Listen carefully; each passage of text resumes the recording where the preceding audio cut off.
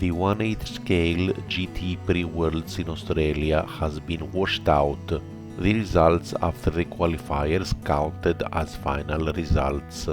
Serpent gets first place, Capricorn gets second place, and Mugen gets third place.